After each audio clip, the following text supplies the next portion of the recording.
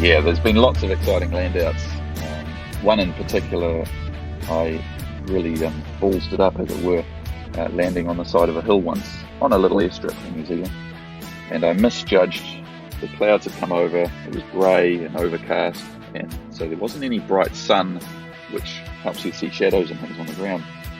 And so they were not only air brakes, but could also be used as actual flaps to climb better. This brought the LS2 a bit more performance, and it was Helmut Reichmann who brought the LS2 to the World Championships in Australia. Cross-country flights do not always have to be a one-way ticket towards our goal or an out landing. And today, we're going to talk about a very simple way of increasing the chances of making back home during cross-country flights. This is Soaring the Sky, a glider pilot's podcast, coming to you from the Mid-Atlantic region here in the United States and bringing you great soaring content from glider pilots all over the globe. We now join Chuck and our guest pilot. Hello, and thanks for joining us for episode 101. Today will be a first for the podcast, going to do things a little bit differently. I'm going to hand the microphone over to our guest host in Colorado at the Chest in the Air studios, Clemens Ceipek. He has been a guest himself a few times here on the podcast. I'm sure you've heard him. But today we are putting him to work, and he's going to do an interview with Tim Bromhead from Pure Glide in New Zealand. I know a lot of you have seen his amazing YouTube videos soaring over some of those most beautiful terrain there in New Zealand. I'm really looking forward to sitting back, taking a break, and listening to this interview. Tim has some very interesting flights and experiences that he's going to share with us. He also recently started a Pure Glide news segment on YouTube. It is very cool, very informative and interesting as well. I'm going to put a link to that in the show notes so you can check that out. Also today on this episode, Flying Simon is back with another story in his segment. Simon Says. He's going to talk about some gliders that maybe you have never heard of. Sergio The Soaring Master brings us a new lesson in soaring about cross-country flying. You know, our sponsors mean a lot to us, and one of those important sponsors is Aerox Aviation Oxygen Systems. They are number one in portable and engineered oxygen systems and your source for FAA-approved oxygen mask and portable systems. Aerox recently introduced the Aerox Pro 2 Plus Flight Bag portable oxygen system. This thing is small, lightweight, and it is super simple to use. The Pro 2 Plus is perfect for that occasional user who wants the flexibility to access those higher altitudes without having to worry about flying impaired. It's now available at Aerox distributors and, of course, at Aerox.com. So remember our friends at Aerox, engineered for aviators. This is Clemens Ceipek from Chess in the Air. I've been on this show a few times as a guest, but today I have the honor of standing in for Chuck as your guest host. And I'm delighted to introduce today's guest on the show, the man behind some of the best gliding videos on YouTube, Tim Bromhead from New Zealand. Hi, Tim. G'day. Thanks very much for having me. Awesome. All right. I'm glad you could come on the show. This is going to be terrific. So, Tim, I've watched every one of your videos, I think, on your Pure Glide channel. And I must say, you've been hitting it out of the park. You've found your own style. Your content is excellent. I think it's a great mix of education and entertainment, racing. There's eye candy and of course safety. And you're pulling all of it off really well. And we'll get more into some of your content on the show. But I just want to tell everyone right away to look up Pure Glide on YouTube. I doubt there's anyone listening today who wouldn't want to be your subscriber. Anyway, but first, let's give everyone a sense who the man behind Pure Glide really is. So, Tim Bromhead, what is your aviation story? Oh, well, thank you very much for all that. And my aviation story is probably quite simple. I always wanted to fly something. At school, I was interested in getting the books out on microlights. And a friend of mine's dad was doing gliding and said, come out for a glider flight, a trial flight. So I went and did that, and I've kind of been doing it ever since. So it's purely gliding. I haven't done any other form of flying. Yeah. Well, what age was that when you started? It was about 15 years ago, so I was about 25 or so. Yeah, great. Well, I mean, you're flying in New Zealand, right? And I only know New Zealand as a tourist. It's an awesome country. It's one of my favorites. Could you tell our listeners a little bit more about where it is that you're flying from? I mean, like the airfield, the club, the conditions, all that stuff. Yeah, sure. So we're flying out of Piako Gliding Club, which is in the central North Island. We've got a mix of flatland flying as well as a local ridge, which you've probably seen in some of the videos. And as we track further south, we get into we've got a few mountains in the North Island, not many, but and a big lake, Lake Taupo there. And then, of course, every once in a while we can get away to the South Island as well, where we've got proper mountain ranges and things. Yeah, yeah. So I mean, this is like Hobbit country, right? Yeah, exactly right. So Hobbiton is actually quite close to our airfield where they filmed Lord of the Rings. Excellent. So we fly over it quite often. Yeah, I mean the movie is spectacular. And you look at their videos. I mean, they just look just as spectacular as the movie. But you've got pretty technical conditions down there, right? I mean, you've got thermals and ridge and wave. I mean, looking from your movies and your videos, convergence. So you got the sea breezes coming in from both sides of the island, and there's lake breezes as well. Lake Taupo is a pretty big lake. And to me, it all sounds quite complicated. I mean, the only thing that is close to it where I've flown is in Montague in Northern California, because there's got, ocean breezes coming in from different sides too. But, it still seems to pale in comparison. So if you have new pilots coming in, or you've got visiting pilots, how do you orient them to the site and to the complexities?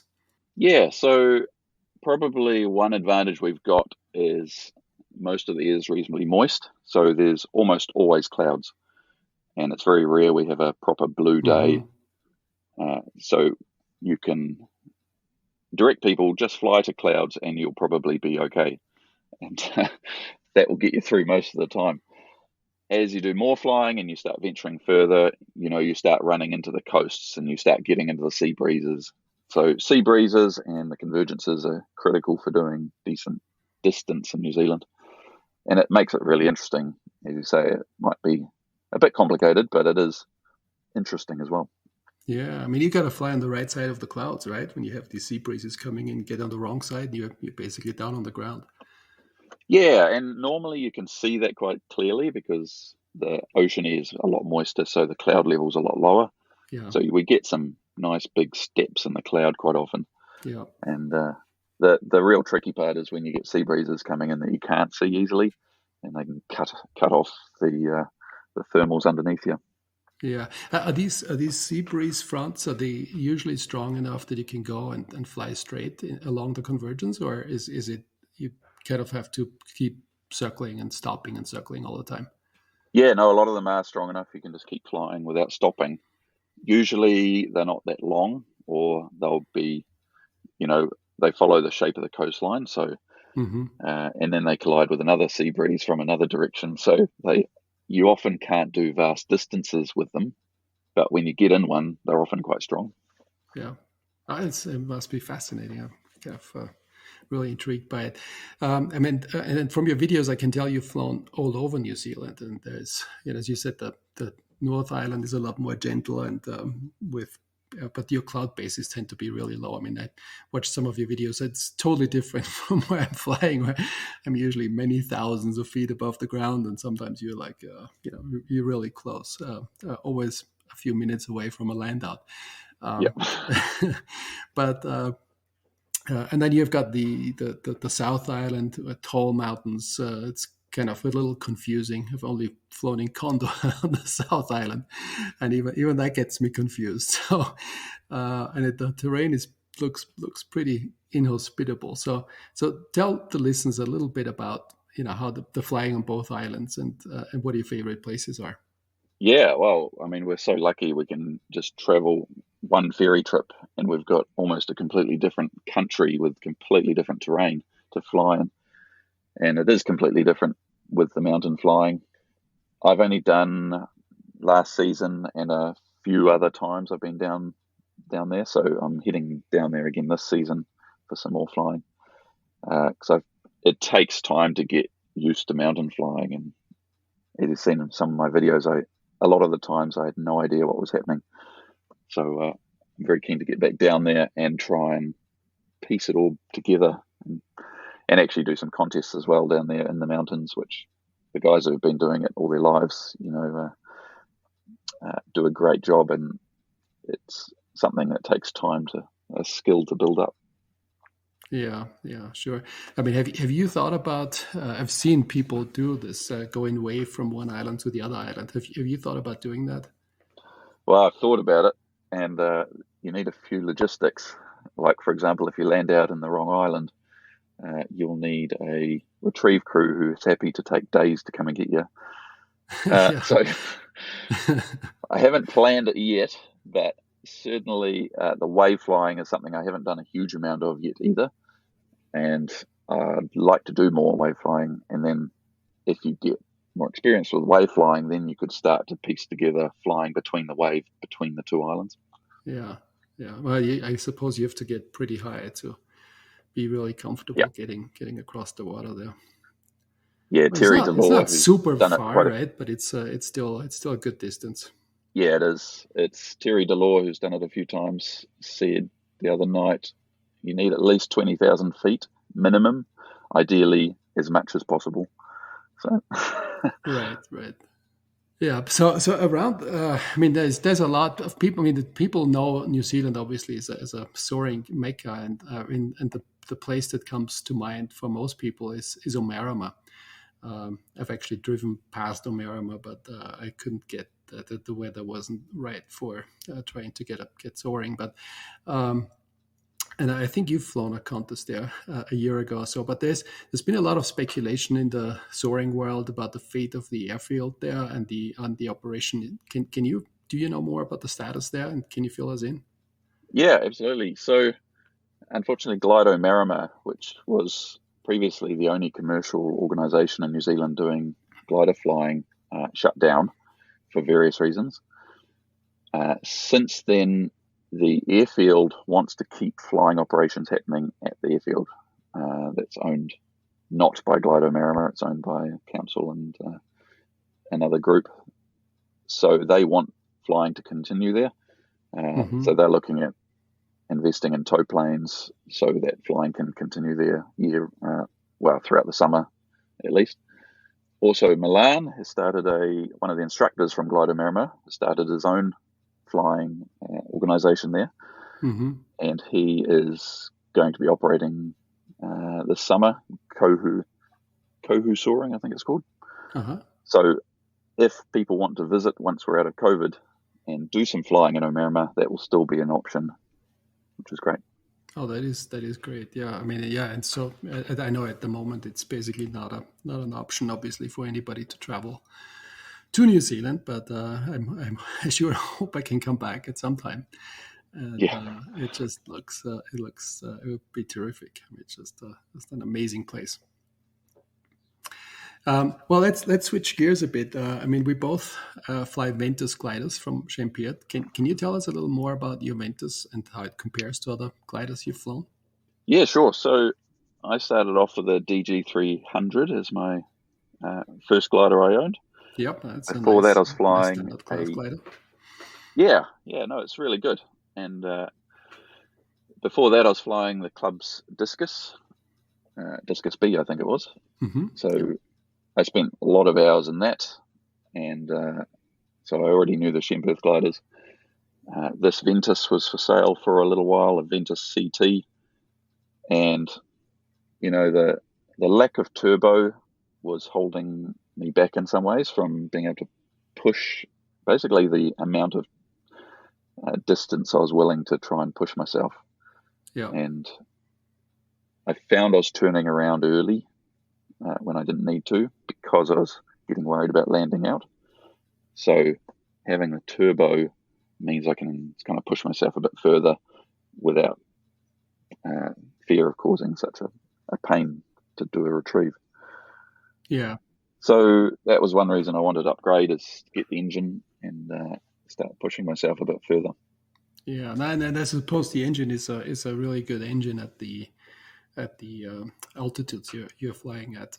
I have to be very careful with the engine in Colorado because the lowest areas here are 5,000 feet above the ground, and so and usually it's density altitude of 8,000, and where if you want to stay 2,000 feet above the ground, density altitude is 10,000. And this engine doesn't do very well at 10,000 feet. Yeah, I've been wondering how high can I actually fly with it. I had no idea. Yeah, and, well, can I get over try mountains it and let me know how high you can climb. Yeah, exactly. Hasn't been much of a problem so far. Yeah. But it'd be also, I've seen you watch always for land-out fields, right? So you're very careful about not starting the engine over unlandable terrain, I suppose. Yeah, absolutely. And I've been flying non-engine gliders now for nearly my whole flying career, except the last year. So I guess my flying style is always fly to landable terrain or be within glide of landable terrain as you should be. And so you really have to fly like that because I don't know how many times your engine hasn't started, but it's a common thing that people end up in trouble. They end up in stressful situation, and if they haven't got a field picked out ready to land in, you can go badly very quickly. Yeah, and it can be user error, it can be the machine, or it can be once you're stressed, it's much easier to make a mistake. Yeah, I've read accident reports where people just forget to put on the turn on the fuel line, and that's a common one. So it's happened a lot in New Zealand as well. I do want to thank our longtime sponsor of the show. We are so honored to have the support of the Southern California Soaring Academy. They are doing meaningful and almost monthly now nonprofit outreach work with local area veterans and also young people in STEM programs at their top-notch glider port facility located just outside of Los Angeles there in the high desert of Southern California. They also have a fantastic flight school there, and they are continuing to turn out great glider pilots every month. If you'd like to donate to their nonprofit initiatives or learn more about their flight school, please pop over to the website at soaringacademy.org or check them out on Instagram at Soaring Academy. All right, so let's talk a little bit about contest flying. I've flown my first U.S. nationals this year, and you've got a lot more experience than I do with contests. You've even been to a world championship, and that sounds like super exciting. So, what's been your experience in that, and how is it different to fly at the Worlds than at a regional or national contest? Yeah, so the Worlds was in Australia, so quite close relatively for us to go and compete in it, which is why I went and did that one. And, just flying in Australia is a whole different world to New Zealand as well. And it's probably closer to the kind of flying you do, where you're at 10,000 feet a lot of the time or higher in thermals. And the big differences are, you really need to focus on the racing aspects, things like height bands. We don't have height bands in New Zealand because we're at 3,000 feet. So our height band is above the ground. Whereas you can actually start thinking about where in the thermals you're going to be in Australia at 10,000 feet. Also, just the sheer number of gliders. So a big contest in New Zealand will be 20 to 30 gliders, whereas over there we had, 120 gliders or whatever in the whole contest, and a single gaggle would be 40 to 50 gliders. So that was a whole different ball game. Yeah, wow. Yeah, that's actually one of the safety aspects, right, of contest flying. And I remember when I decided to fly competitively, I was wondering if that would make me safer or less safe, and how I would deal with these big gaggles. And I'm still not sure if I'm, if it's made me safer overall. But how do you think about that? Have the skills that you developed for contest flying, have they made you a safer pilot? And what advice would you have for anyone who is on the fence about whether they should enroll in a contest or not? Does the racing mindset creep in, and so you're induced to take more risks, or how do you think about all that? Yeah, so in New Zealand, probably 70% of people flying in a contest are just doing it for fun. And sure, we have a few people who are really competitive, and I'm one of them to some extent. Yeah, you really come across as competitive. Yeah, but there are lots of people who just come and do it for fun. Yeah, the best thing about contest flying is it is excellent cross-country training for you. And you have a whole support crew there to come and retrieve you if you land out. You have all the facilities to give you a weather briefing in the morning. So, especially in New Zealand, it's the perfect way to improve your cross-country flying skills. And as for the safety aspect, we don't have as many people in gaggles and things in New Zealand. So from that aspect, it's not much more dangerous than just casual everyday flying. Yeah, it sounds more like a U.S. Regional contest. I mean, I've been in Minnesota at a local at the regional event, and that basically describes all the things you just described. Fit there, number of gliders, type of terrain was very landable terrain everywhere. Yeah, exactly, and very very friendly, right? So it's basically everybody was there to have a good time, and racing was sort of a for a few people they were really competitive, but most people not really. That's right. And we're doing this for fun. So, and if you want to improve, that is a great way to do it. Yep, it is. Yeah. All right. So let's talk a little bit about your experience as an instructor. I mean, there's you've got among your many different forms of videos, there's this series that you call Instructor Reacts, where you comment on accidents or mishaps. And I think those videos are really well done. They're very respectful to the pilots that are involved, and you very much focus on the teaching aspects. So what I wanted to ask you is what is it like to be a gliding instructor, and can you tell who will make a good student and who won't make a good student when they show up for your first lesson? And who has an advantage? Are there people that are like demographies, like power pilots or RC pilots or Condor pilots or whatever you have, who has an advantage with that prior experience, or can that prior experience be a liability? So, for example, I found that some airline pilots are really good at becoming good soaring pilots and making that transition, and others really struggle. They are at heart just big machine operators, and when you put them in a more unstructured environment such as soaring, they really struggle a bit. So what's your experience as an instructor with students?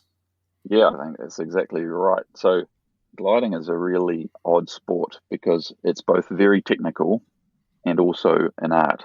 So it's combining art and science, and ideally you're good at both. You need to have that instinctual feel for the air and the glider, which you only get with experience as well, of course. But then being analytical is very useful as well, and the very top pilots do huge amounts of analytics to figure out exactly what they need to improve. So you need a combination of both those skills, really. You can't be just one or the other to be really great. Yeah, so science and an artist. So how do you spot that? Do you spot that when you have a new student, or can you assess it and say this will make a good student, or this one, maybe? Does it take you like a few lessons, or how do you find out?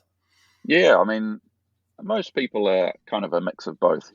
It's very rare you find someone incredibly regimented, but you notice some people just like focusing on the instruments, and they like the circuit to be based on landmarks on the ground, for example, as opposed to Yep. That's a good example. Yeah, I've seen that too. Yeah, as opposed to looking at, say, the angle that they are to the aiming point, and how does it feel like we're at the right height or not, So, there's always a mix, and to be able to land anywhere, you need a bit of the latter, of course. Yep. So as an instructor, obviously you focus on safety. So are there specific things that you see pilots do that they don't pay enough attention to or should do differently?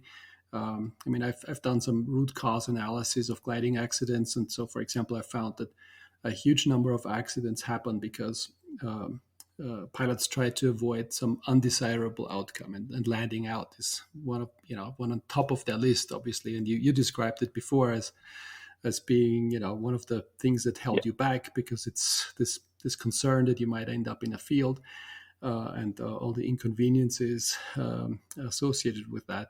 But if there's like 1, 2, or 3 things that you could drill into pilots' brains to be safer pilots, what would those be? Yeah, and I was thinking this would be a great video topic. What are the if you want to not kill yourself, what are the most important things to focus on? And I haven't done a huge amount of research into what the answers are for that, but just a stab in the dark would be focusing on the right things would be critical. For example, when you're landing out, don't worry about the radio. Don't worry about things that are irrelevant to landing safely and ideally as normal as possible. So focus is one. Safe speed near the ground is an obvious critical one. We have so many people crashing into mountains, potentially from stall spin accidents, or turning onto finals and going into a spin or a stall, or off the winch going into a spin or a stall. So, focusing on never letting your speed get too slow is obviously a critical one as well. Yep. No, that's great advice. I think that's totally true. And I think what I always think about this is that people know that they need to fly fast enough. The problem is when they get into a situation where it's kind of impossible to fly fast enough, right? So if you're coming in too low on your final turn, you should fly faster, but what do you do when you're too low? Your temptation will be there to fly, to stay above the ground, and that's where you spin in, and that's when people kill themselves. Yeah. I think another idea is to actually focus on your glider and doing lots of spinning and stalling in it, so you know how it behaves, and you get to know instinctively what it sounds like and feels like when you're getting close to a stall, for example. Yeah. So that when you're in a stressful situation like landing in a paddock, that recognition that things are going bad or about to go bad will be more natural. Yeah, that your instinct is to push the stick forward and not to, not to do the exactly. opposite. Yeah. Well, great. Yeah, thank you. Your soaring videos, they feature some really spectacular and exciting flights. I mean, there's the last one you just published this week. It's just terrific. It's amazing. It's like Baleka all over again. Thank you. But you recently published one where it looks like you get stuck in the mountains and boxed in between the rocks and the clouds. And there's one, I think there's where you're flying low along a ridge, and the ridge doesn't really work anymore. And so the question that I have is what are some of the most memorable experiences in the cockpit? Take a flight or two and put people into your cockpit and tell them what you have seen and experienced yourself, and whether you've captured it on video or not. Just make it visible for them. Yeah. So unfortunately, I've only been recording videos for the last year and a half of my flying.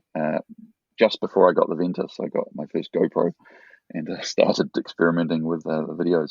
So I've missed out on filming huge amounts of landouts in particular. I've done about 80 landouts, I think, in total around New Zealand fields. So, and now I want to make a video about landouts, but I don't have any footage for it, sadly. And, that's the problem of having an engine now. Exactly. So I've nearly landed out with the Ventus a few times, but got away with the engine. So yeah, there's been lots of exciting landouts. One in particular, I really ballsed it up, as it were, landing on the side of a hill once on a little airstrip in New Zealand. And I misjudged. The clouds had come over. It was grey and overcast. And so there wasn't any bright sun, which helps you see shadows and things on the ground.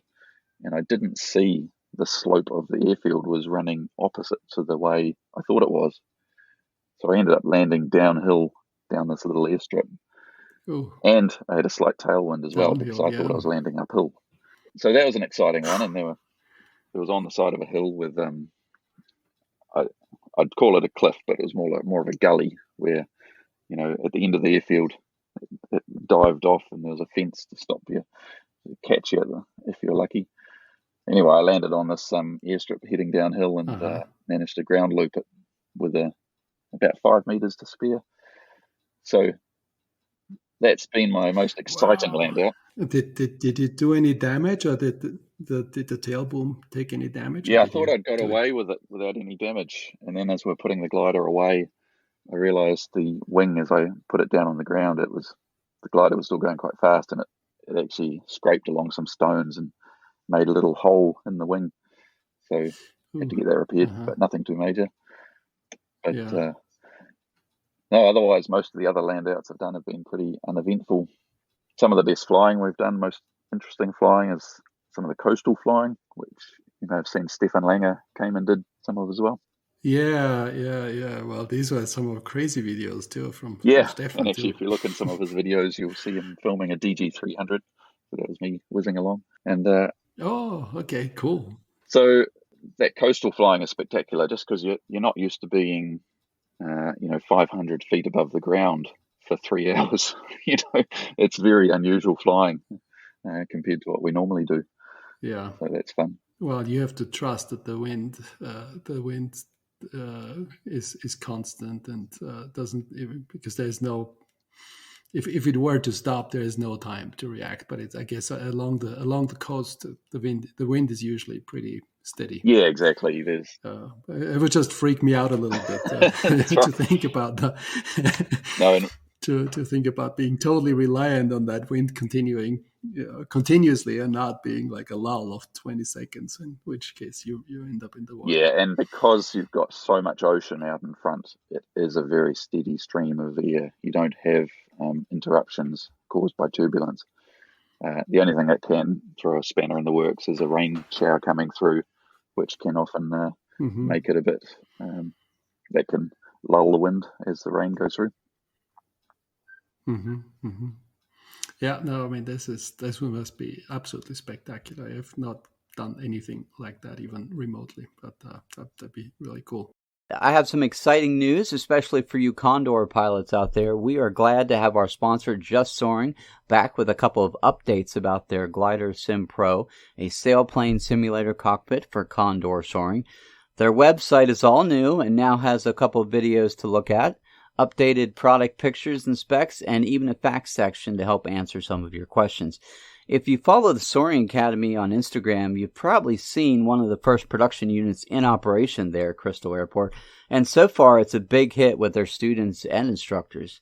Just Soaring is also proud to be the lead sponsor of the first ever FAI-sanctioned esports glider race. That's right, the Sailplane World Grand Prix is coming in September. The winning pilot gets a Glider Sim Pro. You'll be seeing lots more of their glider sim rigs across the U.S. and the rest of the world in the coming months. So check them out at justsoaring.com on the web or just.soaring on Instagram. So what's your favorite kind of soaring? Do you like the strong days when things are easy and you can go far and fast, or are you more drawn to challenging days that give you some puzzles to solve? So what types of lift do you like the most to fly in? Yeah, so I'm a huge fan of convergence flying. Trying to figure out where they are and getting into them. It's very satisfying because you can get a bit higher than normal as well. So it looks beautiful. Yeah, and you can climb up on the side of the clouds. That's pretty cool. Yeah, so I love being above the clouds, just probably because we don't do it that often. So it's always a novelty when we do. Yeah, the best flights, what I want to try and do is push myself and do longer flights. So, and in New Zealand, the North Island in particular, trying to do a big triangle is a real challenge because you have to go through all these different air masses with different sea breezes and lake breezes. So it can be quite a challenge to do big 500 even or 750 triangles are a real challenge. So that's kind of my next goals. Cool. Yeah, that sounds very interesting and challenging. Fun. So as we get towards the end here, are there the individuals or organizations that have been particularly instrumental in your own development as a pilot that you want to give a shout out to, or in your case as an instructor, the particular students that you're proud of in terms of what they have accomplished? Yeah, absolutely. So probably the instructing team at our club. I've been there 15 years now, and they've been completely supportive all the way through. And things like letting me take one of our club's gliders down to Omarama, for 2 weeks, that kind of thing. that kind of support makes a huge difference. And back in the day when I couldn't afford my own glider, just being able to use club equipment and things and have such a supportive instructing team was a huge benefit. So, and as for students, we've got some amazing young students right at the minute. Charlotte and Josh and Sharia, for example, they're some of them, a couple of them are really young, going on. They won't be able to go solo for a few years yet because they're too young, but their flying is incredible. They're doing everything themselves, full circuits and winch launches and the rest of it. So it's very cool to see. That is great. Yeah, that is great, especially if you have a lot more young people. Did you see this too? That there's kind of more people drawn to soaring now, especially since the pandemic. I see this here. There's a lot more interest in soaring. Do you see the same thing? Yeah, to some extent, it's all about publicity, I guess, and that was one of the reasons for doing the YouTube channel. Was I found that a great way to promote the sport to, you tend to get on the edges of people who are interested in aviation, but maybe not necessarily have tried gliding. So it's a great way to promote the sport to those kind of people. Yeah, is that one of the things that motivated you to do the videos? I mean, what drove you to? This is a lot of work doing videos. I mean, I noticed myself. It's like you can spend weeks doing video editing. So, what draws you to this, and what keeps you going? Yeah, well, why did I start? I think I started. Stefan Langer came out to New Zealand and did some flying here, and I was slightly inspired by him. And I thought about it, and I knew it would be a huge amount of work, so I kind of put it off for quite a while, and decided to give it a go. And it's had a few benefits. One, it gives me something to do on those. Our flying season isn't as long as other countries. We have probably 6 months of good flying weather, and then over winter, it's only ridge flying really, and the occasional wave flight. So the videos give me something to do over the downtime that's flying related. So, and also just gives me another dimension to my flying as well. So, you've got to not get bored, and sometimes, but if you're doing the same kind of flights all the time, it does get boring. So the videos give me a new way to do something interesting. Yeah. Well, can you make sure that people know where to find your videos? Yeah, just Google Pure Glide, and you'll find the YouTube channel on Pure Glide. And if you want to check out the web store, I've got some t-shirts and things. You can check out pureglide.nz is the domain name. And be very keen for people to check out the channel. Yeah, you got some cool merchandise there too. So I hope that's going well for you. Yeah, thank you. And thanks very much for all your videos too. They've been really interesting. It's great. I love seeing flying at different sites and what it's like to fly in different places, and get some real analysis of it too. So really appreciate it. Yeah. Well, I hope you get a chance to come over sometime when this whole COVID thing is over, and I'd love to have you here. Oh, I'd love to do some flying in the US. Fly with you over the Rockies. Yeah, that would be amazing. Be very cool. Very good. Would you mind if we do a lightning round at the end, since I think that's been a big success factor of the show? Yeah, go for it. Okay, all right. So you know the drill, right? So a short question, you give an answer, and you can say pass if you don't want to give an answer. All right. But let's go quick. So you sign up for a contest. Which one do you pick? A regular contest or a Grand Prix? Oh, regular. Someone else pays to rent a glider for you for the contest. And what class do you fly in? Club, 15 meter, 18, or open? 15 or 18. 15 or 18. Okay, so let's say 18. So what glider do you rent? A Ventus 3, a JS3, an ASG 29, an AS 33, and an Antares, or something else? Oh, I'd love to try Ventus 3. I think that would be my key pick right now. All right, excellent. That's the champion loyalty, right? Exactly. Is there anything that you're used to from your own glider that you don't expect to find in the rented glider that you just have to bring along? Oh yeah, the beautiful suede on my dashboard and the beautiful pockets I've got there. Lovely. Right. I thought you would say a second yaw string. Yeah, well, that too. Good idea. All right, excellent.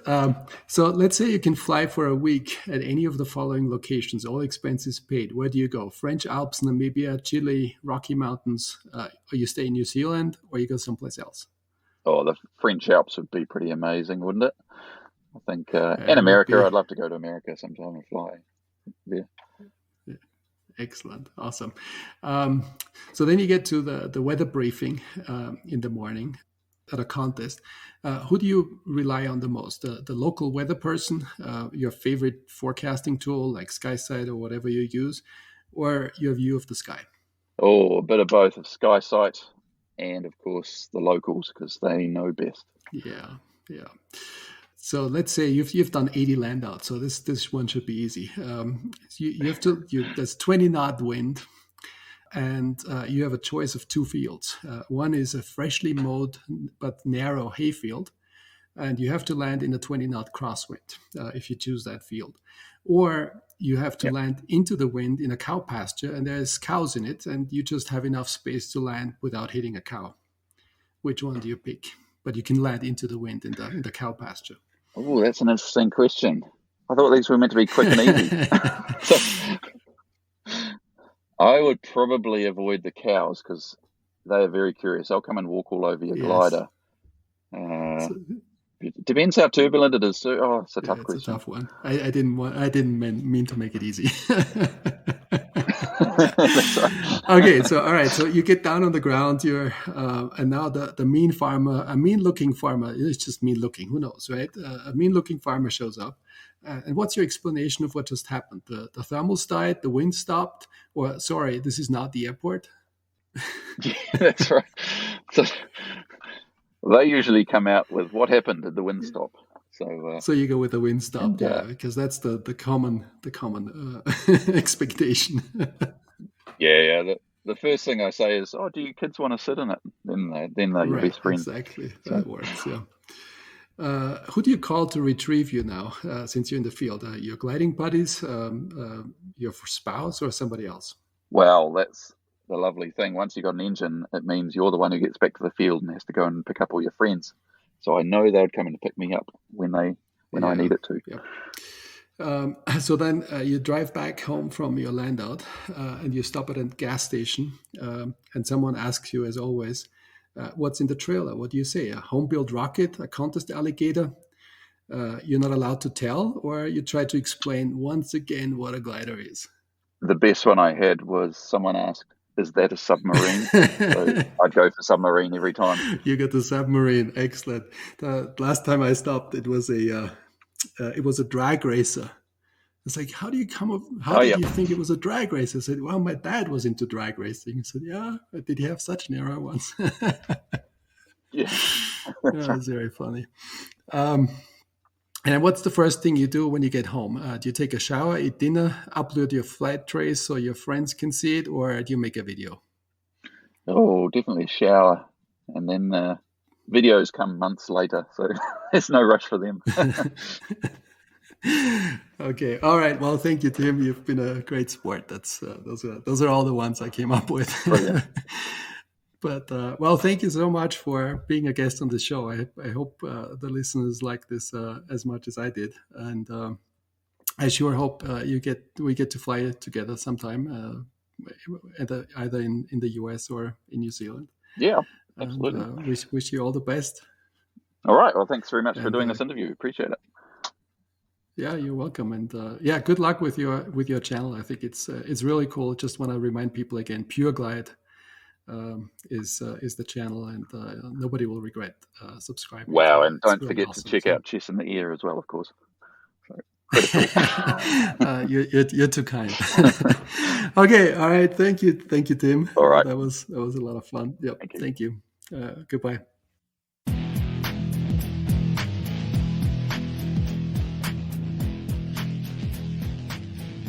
You have probably heard of the LS8, a mighty standard class glider that is flying around in World Championships. And you might have heard of the LS4, a very useful club class glider that is known for its favourable handling capabilities. Or maybe the LS6 with an extra flap handle and both 15 and 18 meter configuration. But have you ever heard of the LS2? And have you ever heard of the LS5? This is a story I'd like to tell you today. A story of reading between the lines and coming just that bit too late. Let's start with the LS2. The LS2 was designed to become the new powerhouse in the standard class, and it would exploit a new rule for the standard class. And that rule was that trailing edge flaps could be used, and so they were not only air brakes, but could also be used as actual flaps to climb better. This brought the LS2 a bit more performance, and it was Helmut Reichmann who brought the LS2 to the World Championships in Australia. And he was very successful. He won the World Champion title there. The rules for the standard class said that these flaps could not be attached to the ailerons, and so the glider was quite sluggish, and that the extra workload for the pilot was quite significant. In 1974, the FAI decided that the standard class rules would change again, and so there was no room for the LS2 anymore. And so there was only one built, one that became a world champion but never had any siblings. And then there's the story of the LS5. Both the LS3 and the LS4 were really competitive, but Roland Schneider didn't yet make an open class glider. And so, to compete with the ASW 17 and with the Nimbus 2, the LS5 was designed. They designed a beautiful aircraft and had made the molds already. But then disaster struck, because Alexander Schleicher came out with the ASW 22 and Schemperth came out with the Nimbus 3. At that moment, the designers knew that the LS5 wouldn't be able to compete with the other two gliders. And so they wanted to pretend as if the project never happened. They even wanted to destroy the molds. But luckily, there was one guy from Kaiserslautern in Germany who saved the molds and produced the only LS5. And how lucky are we with that, because the LS5 is a true beauty. Last week, I was at Stendal, where there were so many of these one-off aircrafts, and I got to see the LS2 and the LS5 next to each other. I don't know what it is, but these types, these stories are so interesting to me. So I hope you've enjoyed these two stories, and I do encourage you to give these gliders a Google search. Thank you so much for listening, and see you next week. I want to take a minute and thank and tell you about our newest sponsor, Wings and Wheels. They've been serving the soaring and sport aviation community for more than 30 years now. They have the largest and most comprehensive inventory of sailplanes and soaring supplies in the U.S. Nearly everything you find on their site is in stock and ready for same-day shipping. They're proud to be an exclusive American representative for HPH Ltd., manufacturer of the finest quality sailplanes. The HPH Twin Shark is the newest 20-meter two-place sailplane on the market. Their staff has thousands of hours of flying experience in gliders and airplanes, staffed by Adam, Kelly, Julie, and Sean. You can bet a friendly voice will answer when you call. They're located in Eagle, Idaho, in their new commercial building with a warehouse built to their specifications, and that was completed this year. Whether shipping domestic or international, your soaring-related supply list is covered. They would love for you to come and visit the next time you're in the Boise area. You can check them out on wingsandwheels.com. We're super excited to have them on the pod.